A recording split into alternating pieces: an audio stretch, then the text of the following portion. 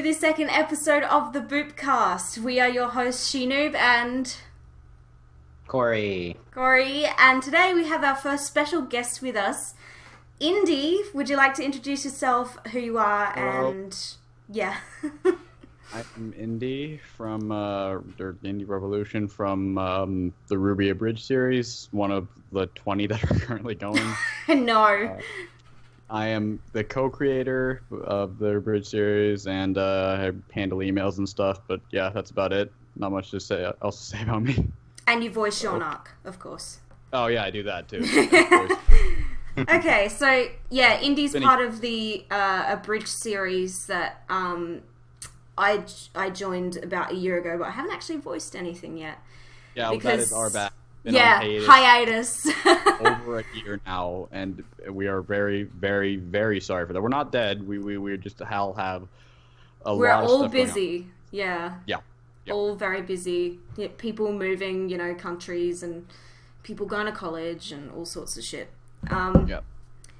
Yeah, so if you don't know what RWBY the Abridged Series is, I will leave a link to the channel in the description, and you should watch the first 5 episodes because they're hilarious. And yes, so... Well, I should point out that just for the pony episode, yeah, if there's anybody still mad about that, don't take it up with me. It's not my idea. Anyways. Well, I personally liked it, and I don't watch My Little Pony, so no, I know I thought it's it was fine. funny. I got some hate for that, and I would like to say I had nothing. I'm not. Anyway, sorry. I'll stop derailing. That's all right. Haters gonna hate, bro. Okay, so episode 2. Cory, shall you start us off? It's usually you always ask me to start. I'm bad at starting. Well, I mean, off you go. Yeah. This episode started pretty much exactly where we thought it would, with Weiss. Left off where the last one ended. We got to see the Schnee house. It's very large. It's huge, and it's a lot. I don't know why I didn't expect it to be so white. Yeah. I probably should have expected that in hindsight, but it kind of took me off guard how, I'm like, it's so bright. So, Weiss is obviously quite unhappy, which is to be expected. Yeah. She looks so sad when she's walking. I'm like, oh my gosh, Weiss, cheer up! And we got confirmation about the white-haired, blue-eyed boy in the intro, who is Whitley, her younger brother. Right. So, yeah, that's interesting. All the Schnees look like girls. Yeah, they do. Do you know, when I filmed my reaction, Daniel goes, Whitley looks so feminine. Which he kind of does. But, I think that's unavoidable when you're doing, an anime-esque sort of thing. Well, yeah. Everybody likes the term for it, but I don't know if I should... Anyways. Yeah. So, I definitely don't I don't trust Whitley at all. Well, I think the point you're supposed to get a serial killer vibe from him. I was definitely getting that. Yeah, definitely. I think they're setting up some kind of I don't know, some sort of something with him. It was really weird because there's an 8-month time skip, right? So she's been in the palace for 8 months now, and yet now she's talking to her brother like it's the first time she's seen him. So people have actually pointed out that the time skip actually happened at the end of the Volume 3 finale, because if we remember, when RWBY wakes up in Patch, it's autumn, and then there's a time jump to winter before she leaves the house.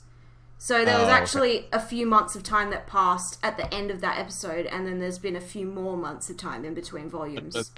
I'm just pointing out that it's weird that she's talking like it's the first time she's seen her brother, even though she's been in the same house as him for a few months now at least. Yeah, right? I did notice that, and I thought that was a bit odd as well. Probably just a little blooper with the writing process, whatever. Yeah, I guess also compensating for the fact that this is the first time we've actually seen Weiss this volume as well. Yeah, obviously, and it's the audience. Yeah.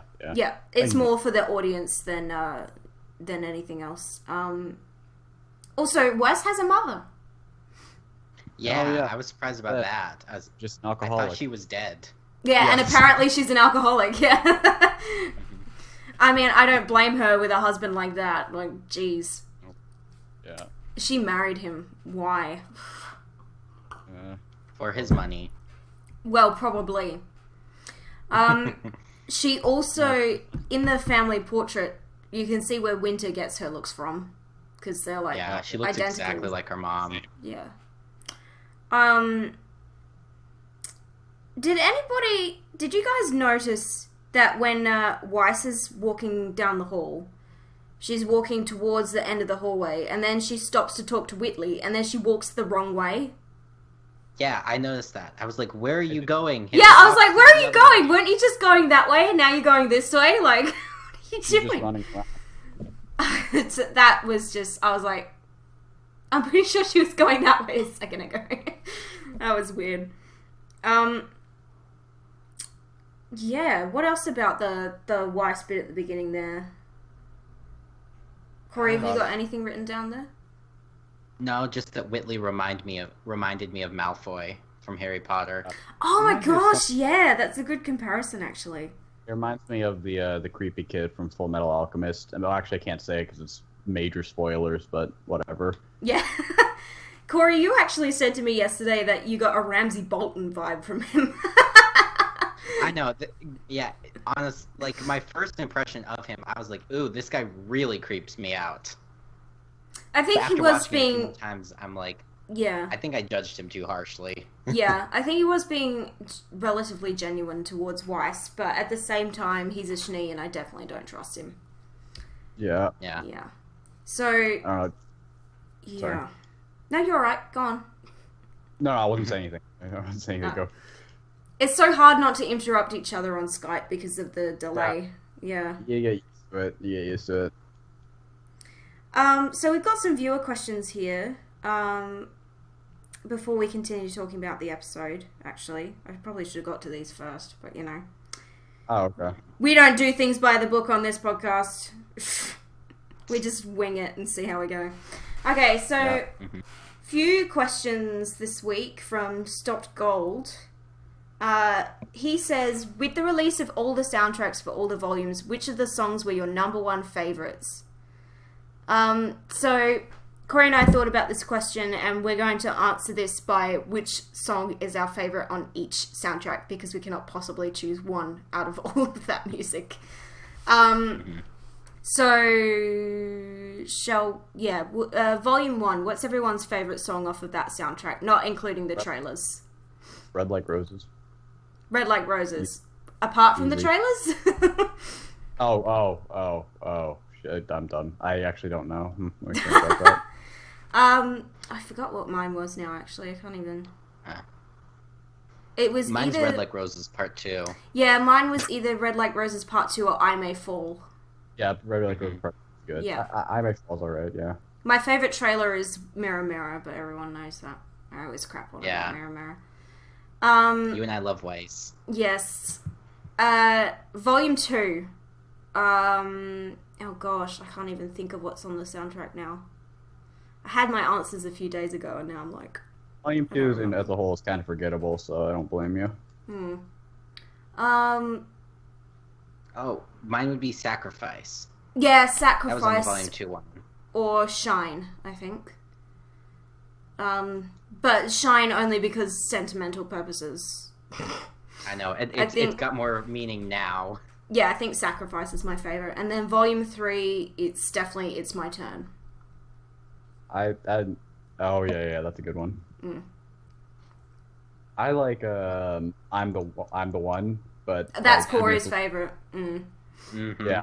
I'm the One. Song. Yeah, I like I'm the One, but because I'm a Weiss fangirl, It's My Turn is my favourite.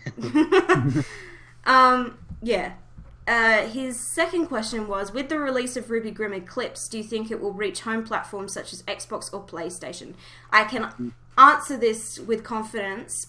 Rooster Teeth have said that RWBY Grimm Eclipse will be released on Xbox One and PlayStation 4 before the end of the year. So, keep your eyes out for that. Here's hoping they fix the many issues with it, but yeah. Yeah, they're planning on fixing a bunch of stuff, which is why it's not coming out just yet, even though the game is relatively finished.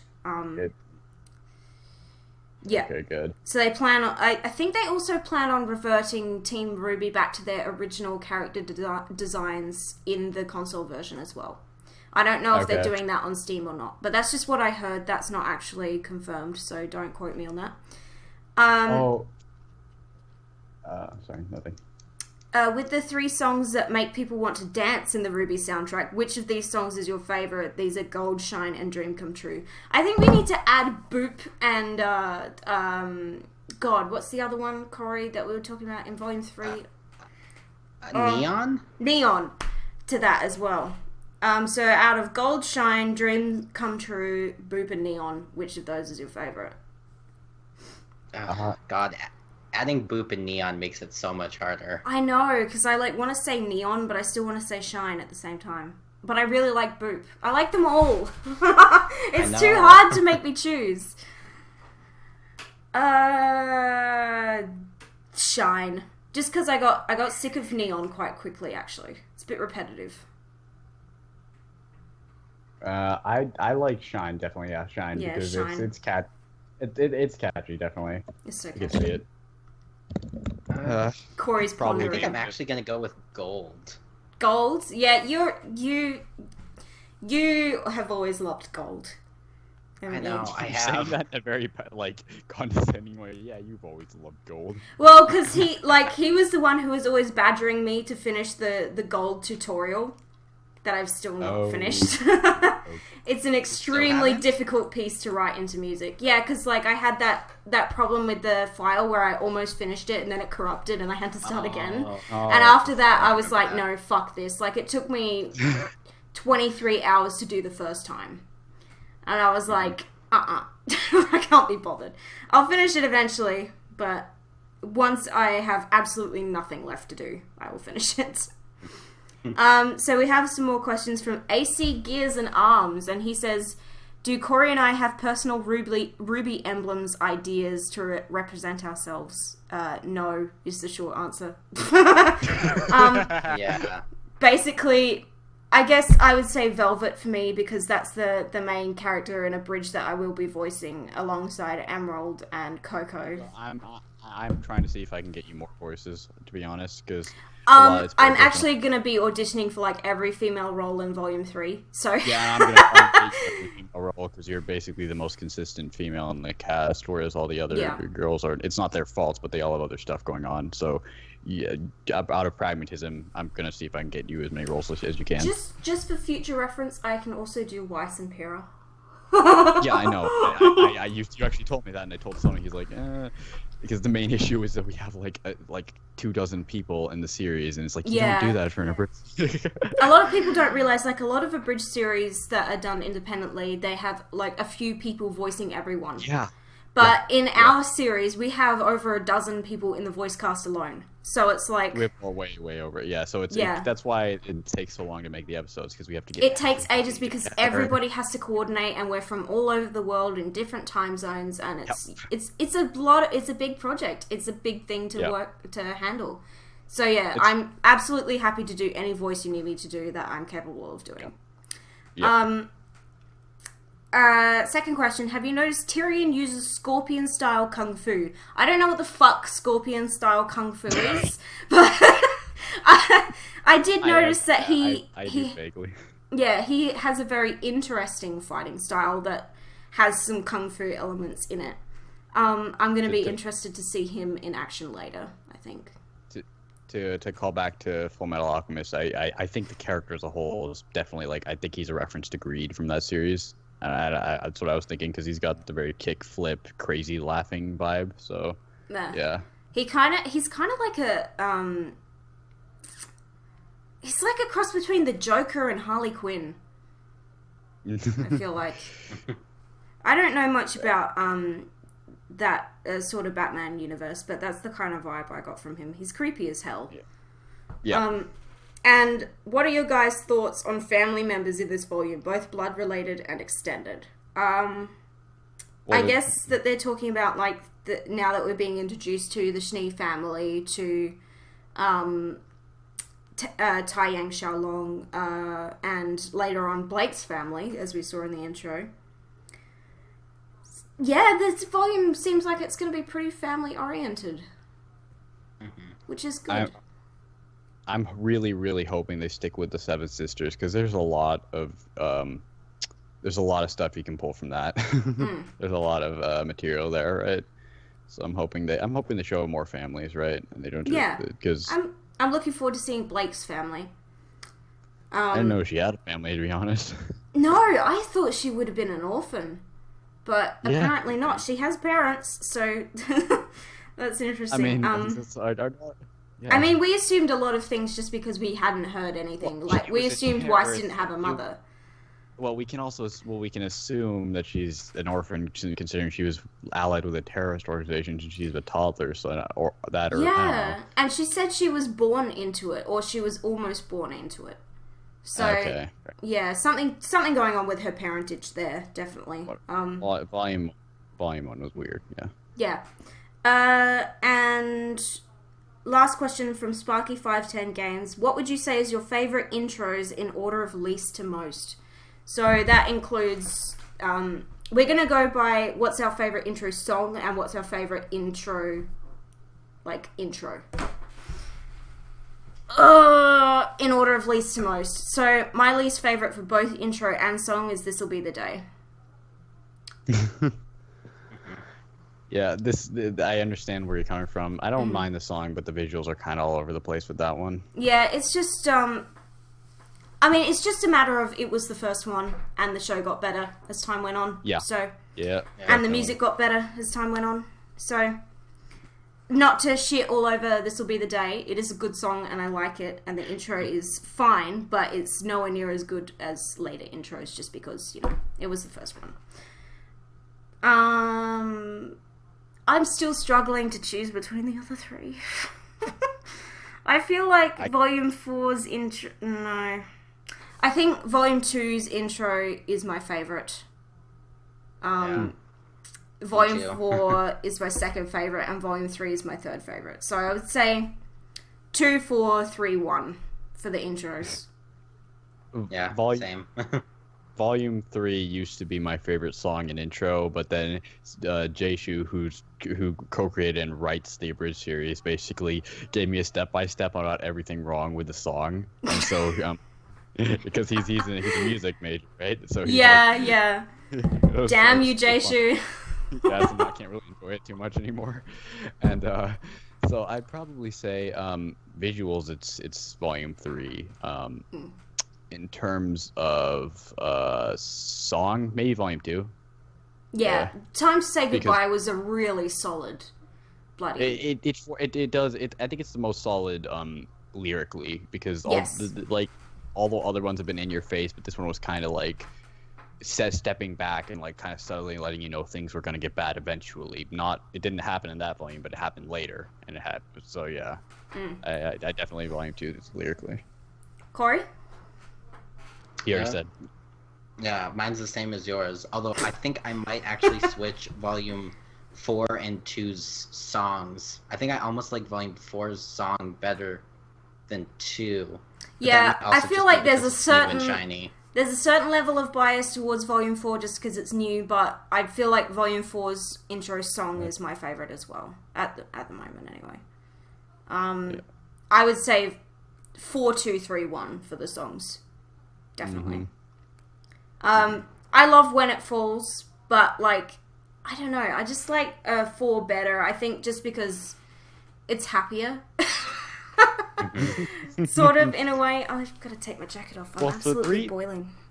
And 3's lyrically were kind of it was cool, but at the same time it comes off kind of I don't want to use the word edgy, but I'm going to use the word edgy, because it comes off like you're saying everything's gonna die. It's okay, only so far you can go with that. Yeah, and it was really it was not at all what I was expecting, which wasn't a bad thing, but it was it kind of took me off guard. I was like, whoa. Some shit's going down this volume, apparently. Someone described it as explosion of noise, and then... yeah, basically. That's a good way of describing it. I also, I still to this day have an issue with the Volume 3 intro and music. That little piano bit at the beginning into the hard rock. I'm like, I think that was the still point, doesn't but work. It's also, Yeah, exactly. Yeah, still doesn't work. Still doesn't work. Still don't like it. He's got this basic piano. Actually, yeah, God, I wish you. Okay, anyway, sorry. Yeah. In the full version, it's better because there's more of a pause. But in the actual intro, they cut the pause off, and I'm like, it sounds so abrupt. I don't like it. They do that. They do that with a lot of songs, so they sound a lot worse than the finished product because they have to cut it down for it. But yeah. Yeah. So that concludes viewer questions. Back to the episode at hand. Thank you for submitting your questions. By the way, if you want to submit questions for next week, you can submit them the minute the episode airs for sponsors on roosterteeth.com. Follow Cory and I on Twitter and Facebook to submit your questions. And so, the next part of the episode was Ruby's dream about Pyrrha, which was interesting. Yeah.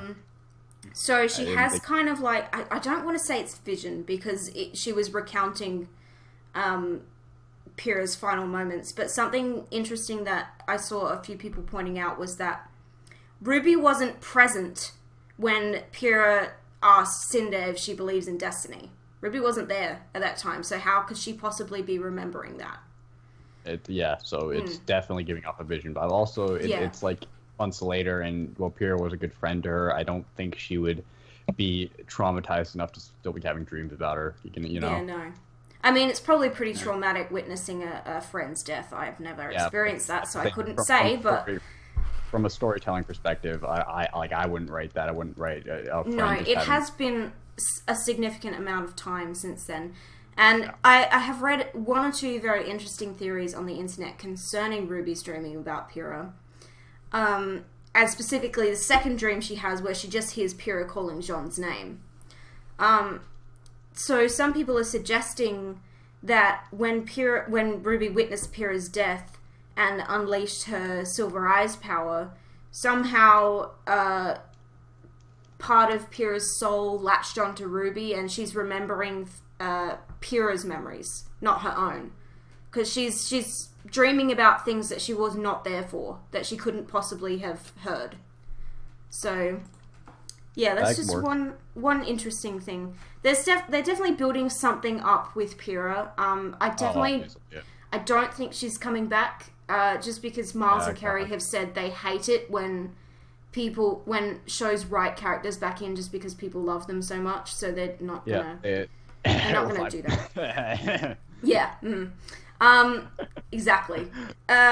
So, yeah, I feel like Pyrrha's gone. She's not coming back, but we're not finished with her yet. It's like, I'll talk about that more when we get to the end of the episode. You'll know which bit I'm talking about, but... Right. Yeah, no, they're building something up with in relation to Ruby and Pyrrha and Jaune there. So I almost feel like Pyrrha is trying to warn Ruby about something to do with Jaune. Well, that's assuming there's some sort of afterlife in this universe, which has never been confirmed, right? No, but there is religion in this universe, so some people somewhere believe that there's some kind of afterlife. Right. Yeah. So, I mean, we'll know more as the show goes on, but I'll be interested to see what they're building up with Pyrrha. Also, if they could stop doing sad shit with Pyrrha in this volume, that would be fantastic. Yeah, please. Oh my gosh. Yeah. So, we'll talk about that at the end, but moving on to Sheone Village, which is the village that they arrived at, that hasn't been heard from for a while, and we found out why, because it doesn't exist anymore. Yeah. Kind of a grim sort of change of tone after the light-hearted scene just before it. Anyways.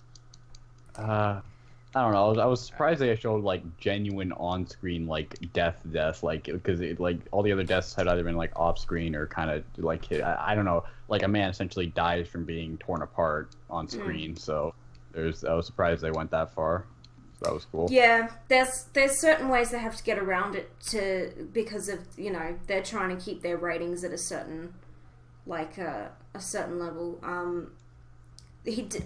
So like he was alive, and then we cut away from the shot, and then he was dead after that. So yeah, but that was really grim. Yeah. And it's sort of like it's the mood that Ruby's taking on now, that this is a kind of like a harsh and cruel reality sort of thing. Which is weird. I mean, not weird. It's good because they've been kind of saying that, like, oh, well, Remnant's such a bad place, but they hadn't really shown it for 2 volumes, and there are actually 3 volumes because it was confined to one place. So now they're finally showing that it is actually a very bad place. Yeah. So it's grim, but it's a cruel world. So, and these things happen all the time outside of the kingdoms. Yeah. Cory, have you got something written down there about Jaune Village at all? And the bandits? Well, I have it written down that, Ren was very disturbed by the scene. He was quite distraught by the whole thing. Yeah. Because everybody else stopped and waited for Jaune to give instructions, but Ren just kept going. And so, like, you can tell that Jaune was prepared to give everyone orders, and then Ren just kept going. And I like how, like, they're kind of used to it. Like, they didn't just, like, say, what are you doing, I guess, and they just gave orders kind of without him, so we're kind of getting this isn't something new with him or whatever, right? Yeah, no. Yeah. I feel like Ren has definitely seen this scene one too many times. He just kind of, as soon as he realized what was happening, he just sort of, like, he was a man on a mission. I want to say, like, I hope we get Ren and Nora backstory, but at the same time, the plot is already so crowded that I'm afraid that if they do that, it would take up, like, much valuable screen time. So, I don't know. Yeah, I feel like they're gonna subtly give us hints towards Ren and Nora's backstory. I feel like we got one in this scene, actually, but before I talk about that, oh god, what was I gonna say? This was the first scene where I had a problem with the animation, and that was when the characters were running. Oh, yeah. It's very jerky. They're getting used to Maya plus Monty's gone, right? Yeah, exactly. It just felt way too jerky. After a little while, though, it comes to the point where it's like, all right, come on. Like, I get that they have a lot to do, but I hope that I don't want to go back to Volume 1 where everything was being released in unfinished state, because there was some weird stuff in the fight scene. And, like, the fight scene was awesome, but there was also some weird stuff. There was some awkward stuff here and there, right? Yeah, there's always going to be, awkward stuff. They've only got so much time to do everything, but yeah, when something like that is, like, it's kind of glaring.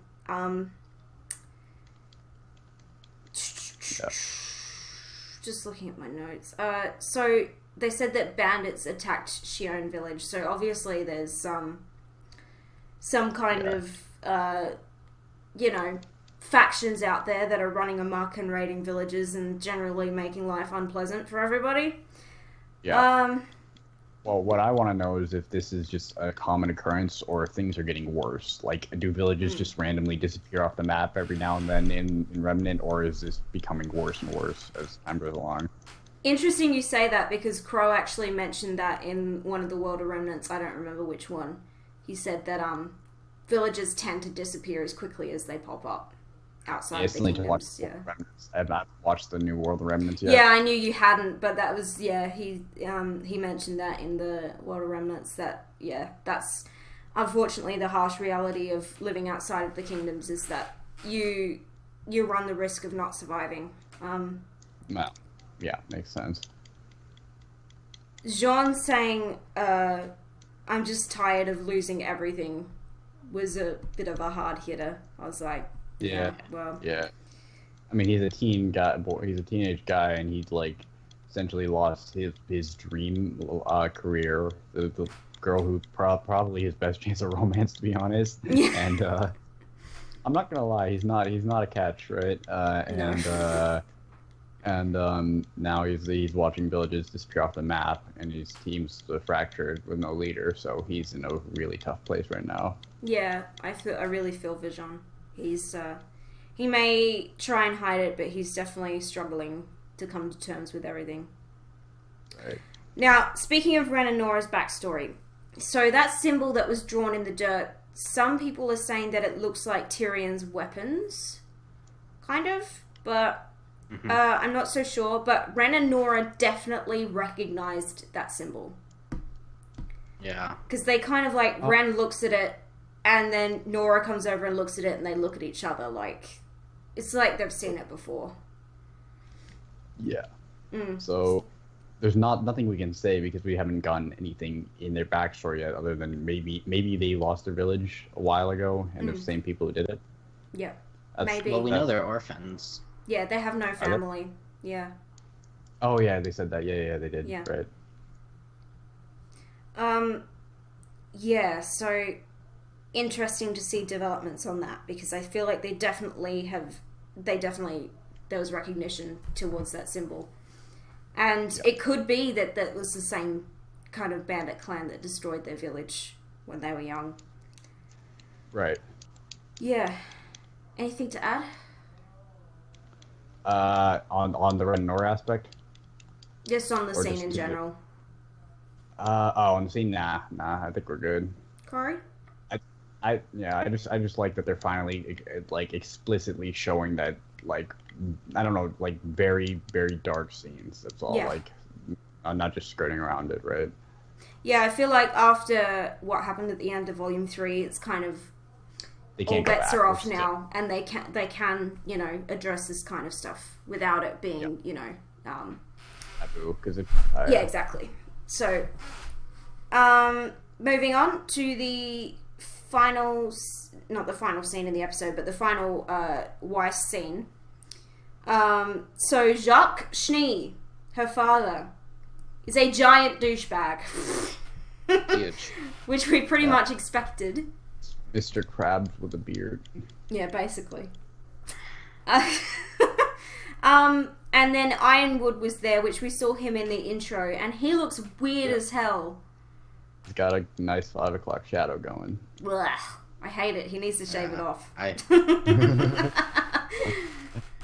He just looks so weird. His face is thinner, I feel like, too.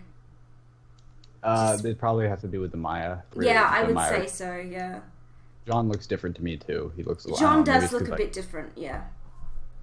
He doesn't look younger. He just looks different. I don't know. It's weird. And Ren's taller. Yeah, I feel like they tried to make everyone look a bit more mature. But Ironwood just looks weird. Yeah.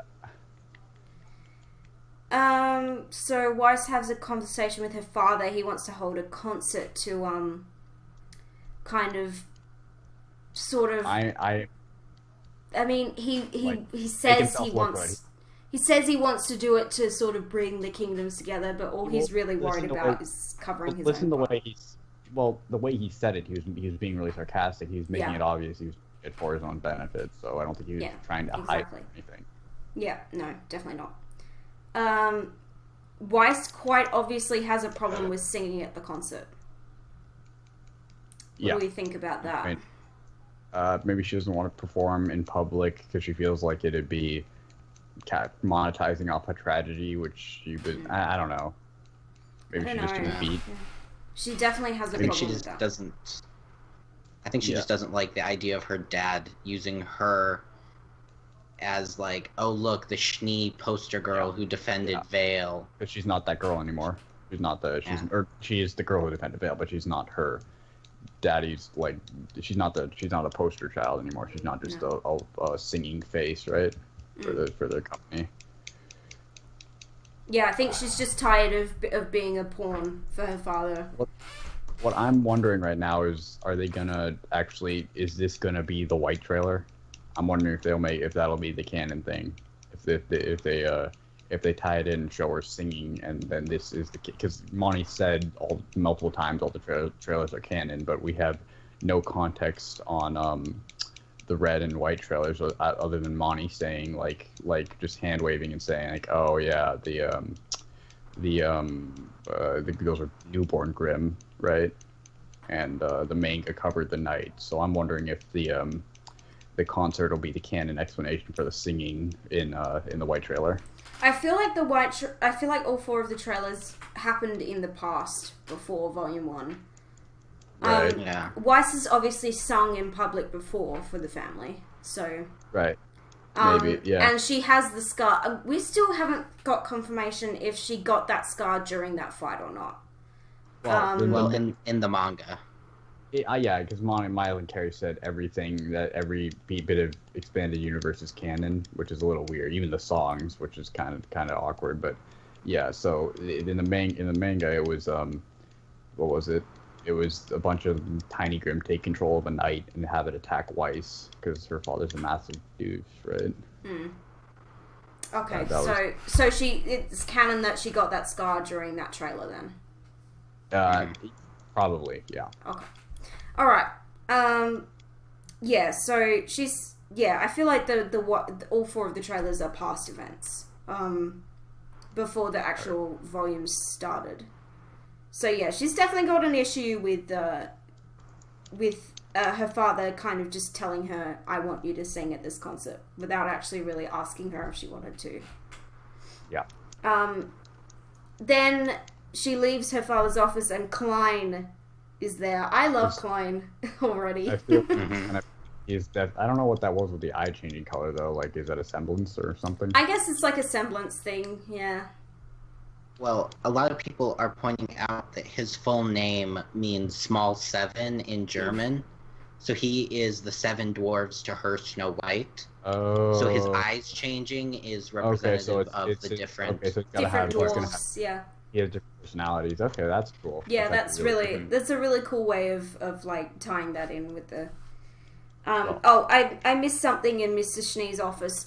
Somebody pointed out that he has photographs of each of his children on his desk, and Whitley's is kind of like front and center, and Weiss and Winter are just sort of in the background, which I thought was interesting. Oh yeah. So yeah, that kind of like Whitley's obviously the golden child because Weiss and Winter wanted to go off and make their own ways in the world. Yeah, we finally confirmed that like that he and Ironwood aren't on great terms, so no. She's probably a daddy's girl, right? Klein calls Weiss his happy little snowflake, which is cute. Kind of creepy, but yeah. It's cute creepy. I mean, he's probably been around since Weiss was born, so... So is he the older brother? Klein. He's the butler. Oh, Klein. God, why did I got confused with the older brother for a second. I'm stupid. No, yeah, Klein is just... That was just cute. I don't know why I said that was creepy. Yeah, no, that's cute. I was going to say something about... I saw a comment on Rooster Teeth on the episode that was like... something along the lines of, everybody loves Klein, he's doomed. So I hope not, but you know, he's not in any kind of danger at the moment. So, and then the final scene, Ruby has another dream. Pyrrha's just shouting Jaune's name, and then she wakes up to find Jaune practicing to a recording that Pyrrha must have made for him at some point. So I want to say I liked... There was a little bit of animation in there where Ruby was walking through the forest and she looked at one of those little sparkly things and reached up to touch it, which was a really cool little bit of animation there. Whoa, yeah. Cory, was that your phone? That was... Yeah, I turned that off. Wow, that was a really weird noise. Yeah, my phone... You heard my phone last night. I know. Last night it sounded like a giant mosquito or something. Yeah, and so the final scene with Jaune practicing to Pyrrha's recording, I am so tired already of crying in every single episode whenever they mention Pyrrha. Yeah. I cried in the first episode when they showed off the shield, and I cried here. God, can they just stop doing this to us? My feels cannot handle it. Yeah. But yeah, we have no context for when Pyrrha recorded that for Jaune, but obviously sometime during Volume 3, I guess, in case she couldn't practice with him or whatever. So, Yeah, but that was heartbreaking, and Jaune is obviously struggling. Oh yeah. He's not coping as well as he is letting on. With I feel as the Rishis compensating for like the time skip and not showing his initial grief, which I felt was a letdown of Volume 3's finale. So I'm hoping they're making up for that by showing that hey, he actually is sad that some girl died because he wasn't there to help her. Yeah, I felt like we were going to be getting some kind of Jaune dealing with his grief at some point during this volume. This was just a really tragic way of showing it. I feel like if he doesn't talk about things, it's gonna bottle it up and he's gonna explode at some point. Yeah, he's just... That was really, like, when he started tearing up, I was like, oh my god, don't even, like, poor Jaune. And, like, also watching the recording, when Pyrrha was struggling for words, I feel like Jaune only now realizes what she was really trying to say to him. And he's probably kicking himself for that. Yeah, like, God, really, yeah. It only took you 8 months and a full kiss on the lips to realize that she was into you, buddy. Yeah, I know, right? Yeah, he's probably like killing himself over that he didn't realize what he had until it was gone. Anyways. Yeah. Have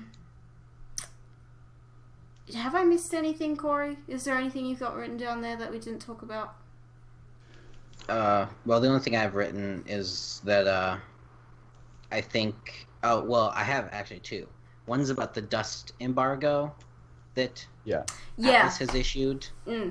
So Atlas is not allowed to export dust to the other kingdoms, which is probably going to make the huntsmen and huntresses' jobs harder, for one thing. And it's not real great timing for them either, seeing as the world is kind of losing its mind slowly. Yes, obviously Papa Schnee's pissed off because he's going to lose money over it, but it's a bigger problem than that. But obviously, like, Ironwood says it's to make sure that other kingdoms aren't going to declare war on Atlas because, you know, everybody kind of blames them for what happened to Beacon because they don't really know what was really going on. As Weiss said, they weren't there. Last they saw, Atlas robots were attacking people, and then the feeds got cut. Yeah, and, like, what are they supposed to make out of that, really? It was a well-conceived plan by the bad guys to implicate Atlas, so... Yeah. Yeah, and that's the problem. The trouble is, Salem and her group, their plan is so well thought out that it can't not work. Because, you know, human nature is the way it is, and she said, like, we don't have to take them down, we can let them take each other down. Just turn them against each other, and then, like, clean up the pieces afterwards. And it will work because of human nature. Everybody's blaming everybody else for things. So, it's only a matter of time before war breaks out.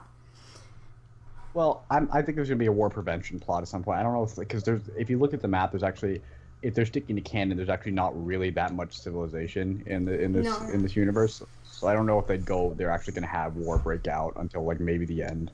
I feel like there's going to be a war prevention plot at some point, though. War would definitely be devastating for Remnant in its current condition, just because, like you said, of the lack of civilization, and there's really not that many people left. So the majority of everybody lives in the kingdoms, and so a world war would be completely devastating. It would be the end of Remnant as they know it.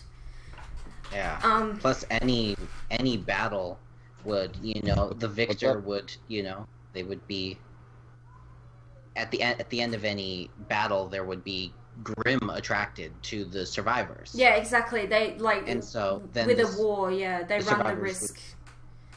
Yeah, they run the risk of that natural threat, which is the Grimm.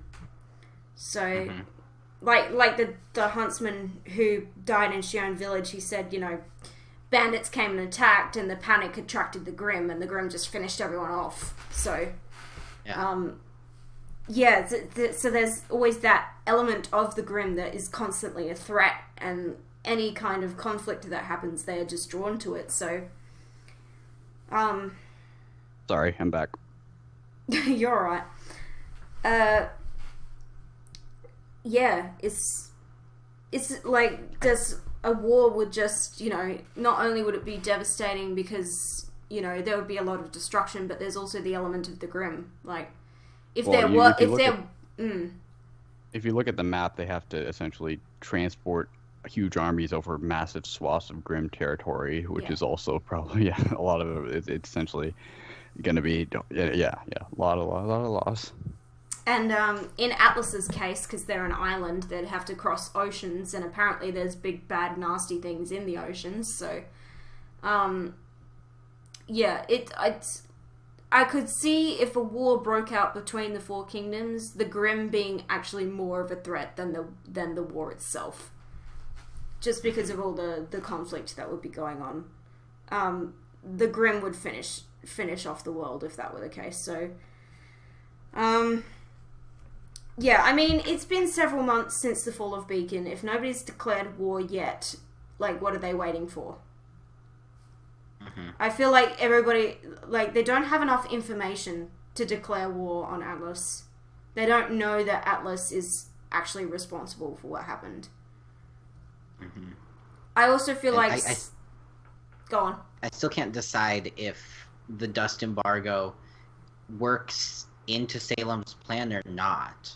Or if Salem's plan accounts for both, if Atlas continued giving out dust and if Atlas hoarded dust. I don't know.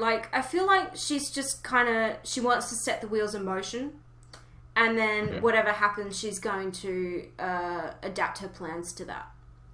Because she can't possibly predict exactly what people are going to do when the shit hits the fan, but she can make the shit hit the fan and then see what happens and go with it. So, right. But, I feel like something bad is going to happen at this concert. I feel like they're building up to something there.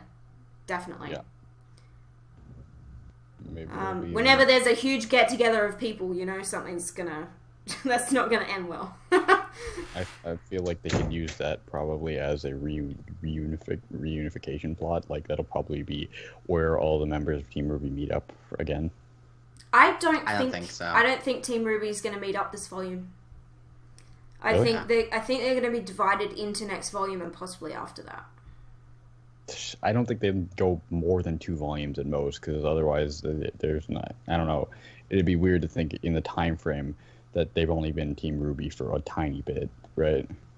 Yeah.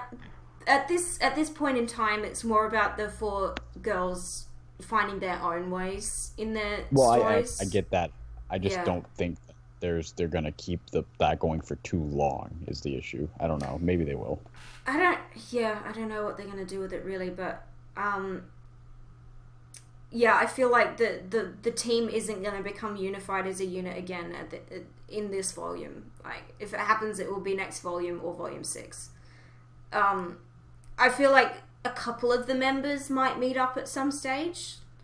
I don't really know who, though. I know that Blake and Yang are going to reunite at some point, because Yang needs to confront Blake about what the hell happened at the end of Volume 3. Fight. Everybody's calling a fight, which I'm kind of hoping they'll do. Oh, Yang is going to kick her ass. She's going to be so pissed off. And rightfully so.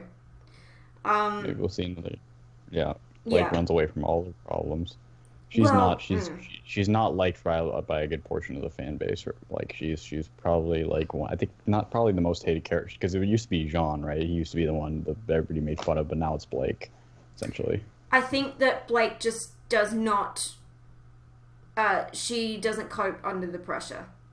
Well, hopefully they give her a good excuse for her running away, because everybody runs away from Yang, which is weird. Yeah, I feel like. I definitely feel like Blake's reasons for running away are not selfish. I feel like she's running away to protect Yang, because she knows that Adam is hell-bent on exacting revenge on Blake, so as long as Blake stays as far away from everyone else as possible, he's not a threat to them.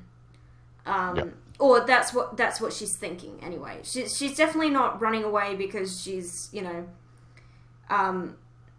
she's running away because she's scared of anyone else getting hurt on her account. Right, but that's just making things a hell of a lot worse. Yeah, I feel like one of two things will happen now.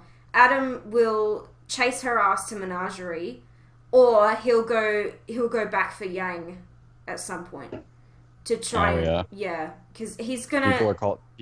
Tons of people are calling that Sun. Oh, sorry. What were you saying? No, go ahead. No, tons of people are saying that Adam's gonna end up killing Sun. I have a bad feeling about Sun as well. I kind of care about him, but he's not developed enough that I think that his death would, like, they'd have to give some more development for him for his death to mean any impact, because he's not. They kind of wasted him over the last 3 seasons. And I that's a time constraint as well, was the problem. Yeah. They can only show so much, but the fact that Sun is going to be with Blake this volume in Menagerie, they're definitely building up to something really bad. Something terrible is going to happen to Sun, whether he dies or not. Because like every time they start sailing a ship in this show, it fucking sinks with somebody's death. So like they sail the Jaune Arc ship and then they killed her immediately. So if they start developing the ship between Blake and Sun, we need to start worrying. Because then next minute he's going to be dead. They won't kill Blake because she's a main character and it's volume 4. So they have like 6 years to go. They can't kill one of the mains just yet. Why couldn't it be next year? Yep, no. Keeping my eye on Sun. I'm concerned for him. I also want ounces out of him as well. Like, what the fuck is he doing there? But and who's this other cat girl? I think that's Blake's mother. The other female the tiny cat fauners. She looks like her sister. Yeah, people say sister, but I think she looks older than Blake. Yeah, she's got crow's feet. Yeah, on her eyes. Okay. Yeah, she's definitely Blake's mother, but she's just short. Okay. Which I think is supposed to be an amusing contrast between her mother and her father, who is huge. Okay, that would make sense. Yeah. Yeah. I still can't get over the fact that he has parents, but yeah. I know, it was completely unexpected to see Blake's parents in the intro. Very unexpected. I guess everyone just assumes that people don't have family until they see the family. Right. Yeah, because family's not really been a huge thing before. Like, we weren't aware that Weiss had a brother until we saw him. So... Yeah. We weren't aware that she had a sister until the sister was mentioned. Well, yeah. Well, some people had guessed it, though. Some people had guessed it properly because it was, I don't know, some people had called, I don't know, sorry. Yeah. Yeah, so it's going to be some very interesting developments over the next few episodes. I feel like there was a lot of things, plot-wise, that happened in this episode, but there wasn't a great deal there as much as the premiere, like with that big bit with the bad guys at the beginning. But a lot of interesting developments about the SheNoob family and and Jaune coping with Pyrrha's loss, or not coping with Pyrrha's loss. Right. Yeah. There's a lot of setup going on in this episode. A lot of setup for future things. Yeah. Yeah. Yeah. I still know who that Freckles kid is. Freckles kid. Oh, yeah, the boy from the first episode. Yeah, the one kid who wakes up and then does some farming and then is never mentioned again. A lot of people feel like he has some kind of connection to the Spring Maiden. Well, I hope so. I hope they're not just throwing some new character in out of the blue. Yeah, no, they're not going to add characters at this point if they're not important. Yeah, because they've got so much going on already. Yeah, that is Miles' main issue. He adds a bunch of characters that are, some of which are redundant, and hopefully he's learning not to, because that was one of the new seasons of Red vs. Blue's faults. Yeah. Yeah, no, we don't, like, I feel like he's going to disappear for a few episodes at least now, so we're not going to see him for a little bit. And then he'll come back in some kind of way that will make it all make sense. hopefully. Yep. Yeah, no, he's definitely important. They wouldn't have given him that little like quite long piece on his own in the premiere if he wasn't going to be important. Yeah. You know, because they have so little time to work with in each volume. They've got to cram everything they possibly can into it. So I feel like if they show something, it's because it needs to be shown. Yeah. Right. Yeah. Okay. We're getting up to an hour here, so we're probably going to wrap up in a minute. Okay. Does anybody have anything else they want to add to this? I'm just saying in the. Oh, sorry, Cory, go first. No, you can go first. In the communities I've hung out in, I usually only kind of hang out in one RWBY community. That's the RWBY 14 community, and a lot of it's a weird place. It's a very weird place. Well, a lot of people are actually calling for Lancaster to become canon there, and I'm really hoping. I don't think it is, but a lot of people are saying that there's teasing. So I don't know what to think about that, to be honest. I don't know if it would work if that happened. Remind me what Lancaster is. RWBY and Jaune. No. Yeah, I don't think seriously. So. Yeah, no, I don't want it to happen. I don't think so. I don't think they're, but like, I just don't think they're compatible as like. Exactly. An item. They're not compatible in any way, and I don't think that, but a lot of people do. It's like, they'd be really awkward if they did that, in my opinion. Yeah, no. They work really well as good friends. As awkward friends, but awkward friends, yeah. They've always had that really cute awkward friendship ever since the beginning of the show. So I feel like that's all it's ever gonna be. It's not gonna develop into. Like I also she's 2 years younger than him. Like you know, that's not a big deal to like adults, but it's a bit weird with teenagers. When you're 15 and 17, it's a bigger deal. Yeah. I 16 and 18 now they are, aren't they? Yeah. Yeah. I had a 14-year-old. Sorry. You had a what? No, sorry. I had a 14-year-old with a crush on me, and it was a really awkward experience. And so so I can say that their age gap does mean a lot with teenagers. Yeah, it means more the younger you are, I think. Yeah. Cory, what were you going to say? Just about the Silver-Eyed, or about her visions of Pyrrha. Yeah. I think that they're more a side effect of her Silver-Eyed power, because she's still, like, untrained. I think it's definitely something to do with that, yeah. Because when she woke up the first time, she grabbed her head, like, here. Yeah, like her head was hurting, yeah. Yeah. Like it did when she used it the first time. Yeah, we don't know enough about this power that she apparently has to say whether the dreams are just dreams or whether they're visions or what it's connected to or this or that. Like, we just don't know enough about what she can do, like what she's capable of. So yeah. Okay, so we're gonna wrap up there. Thank you guys so much for watching. Thank you, Indy, for joining us. Oh, thank you for having me. No worries. And don't forget to go in the description and check out RWBY, the Abridged Series. We are still on hiatus, I would like to point that out, but we are trying to get up on track as soon as possible. And Brody and I are, No kind of time frame yet for the next episode release, but it will be happening. The show is not going to stop anytime soon. No, we have fun with it. We do this because we like it. So yeah. Yeah, exactly. Just once everybody's schedules get worked out. So don't forget to follow Cory and I on Twitter and Facebook to post your questions next week after the episode airs, and have some discussions in the comments about theories or what your thoughts were on the episode. Keep it friendly, as always. And I know what you guys are like, just getting heated discussions down there.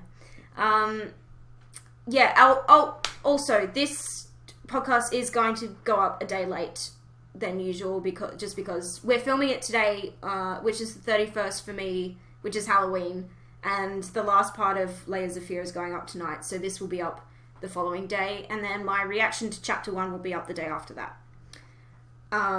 But next week, my Chapter 2 reaction will go up the same day that the new episode goes up for sponsors.